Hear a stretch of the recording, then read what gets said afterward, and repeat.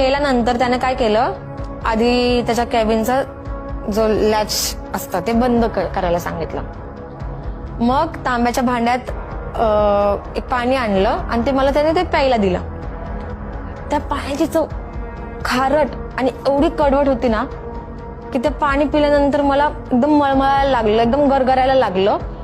जेवढं जास्त पाणी पिशील तेवढं त्याने फळ जास्त मिळेल असं त्याने मला सांगितलं.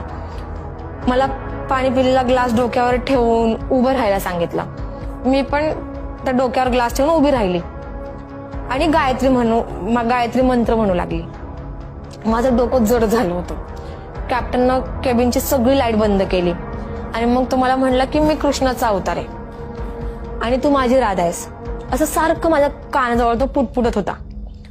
मग ना त्यानं माझ्यावर जबरदस्ती करायला सुरुवात केली. माझं डोकं जड झालं. त्यानं मला एकदम संमोहित करून ना माझ्यावर त्यावेळी त्याने बलात्कार केला.